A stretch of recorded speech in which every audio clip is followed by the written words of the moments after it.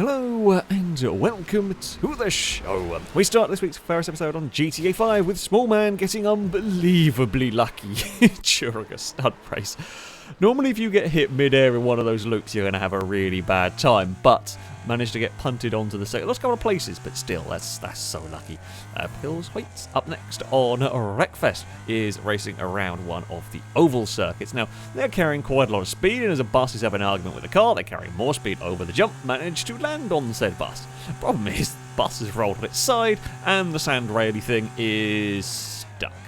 Yeah, that's not going to be going anywhere, although thankfully when the bus resets, the car does get dropped down again. Very well balanced, that landing. I don't know if you could call it a car hack, so it wasn't really, it was on the side more on top. But never mind, Valentine is up next on Art of Rally. Heading towards the finish of the stage, you can see the finish gantry up ahead. As I head around this final couple of corners, just turn a little bit too soon through here. Bump off the inside, Rockface go for a big roll and thankfully make their way across the finish. So nearly went the wrong side of the finish gantry, but they got away with it. Leadfoot is up next, trying to connect a trailer when the game decides the Jeep should go to space. I also love the flashing things so you can call roadside service. I mean, you're not going to get roadside service up there. That's a very long way in the air. And comes crashing back down. It does land on his wheels at least, which is something. But yeah, that's a bit. Trailers have their problems sometimes when it comes to games. Mahoney up next on Offroad Horizon is doing a little bit of rock crawling. Gets a tad stuck, is trying to shuffle the vehicle around when it's decided it needs to go for a spin. I get that is one way to get past obstacles. It's just not the normal thing that defenders will do. But, you know, sure. 5 Crescent up next on Battlefield 5. They are repairing a radio tower, or whatever it is that they're doing. They hear a vehicle behind them. Turns out enemies turned up, tries to run them over, misses, drives into a tent and promptly explodes. I mean, that's the worst. That's the worst attempt of all. You would have just got out of the car and shot at that point. I mean, an attempt was made, but it was an absolutely terrible one. Dolphinator is up next on NASCAR Heat 5. Now they're going for a restart in this one, relatively high up in the pack, get a half decent start and trying to make some forward progress. Of course, there is some contact between the trucks. They can't really pull it away from the wall, goes for a spin, ends up pointing backwards, and then we're going to have a bad day indeed. It's going to be a big flight. I mean, amazingly, for such a huge crash, they were really the only one affected.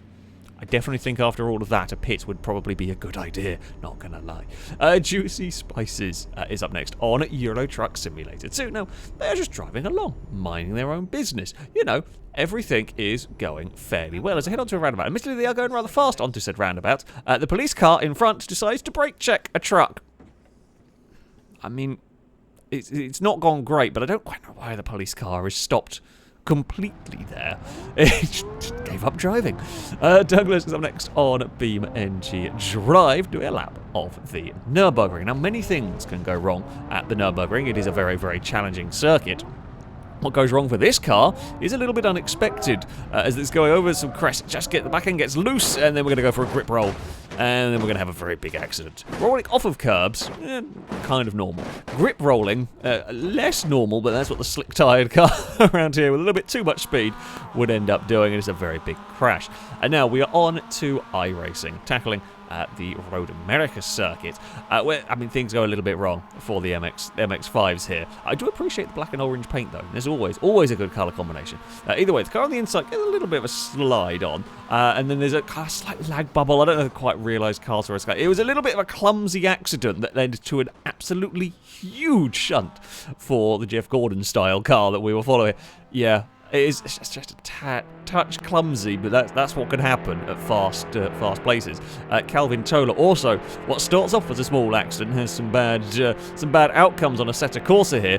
Gets a little bit of a slide, can't correct it, bumps a barrier that flicks the van the other way and is off into the river. No time to react to that one, that's just straight into the river.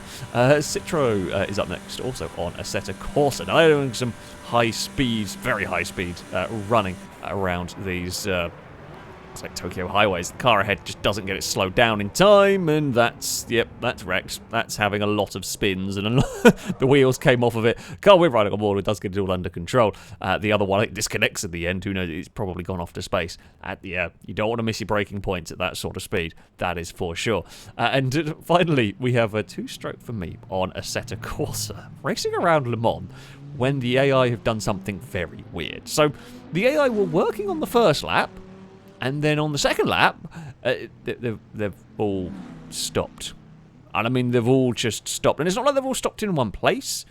They've stopped just like frozen wherever they are. I say wherever they are, they're quite well spread out around the circuit. It's really weird. Again, I'm aware, you know, these are mod cars and everything, and maybe that's something. Even with the being modded vehicles, I'm not quite sure why they've driven some of the lap and then just... I mean, it is a glorious selection of cars, don't get me wrong, but they are just all randomly parked around the circuit. I mean, I've seen lots of AI derpiness, of course, on this series. This is definitely up there as some of the more bizarre AI derpiness to go on. They're just littered all around the track. But there we go. I shall leave you with a cruise through a random car park. That is going to be it for this episode. As ever, if you have clips you'd like to submit to this series, you can via a Google form. There will be a link to it in the description of this video. All the rules and how it works can be found on there. That, though, is going to be it from me. Thank you all very much for watching, and until next time, goodbye.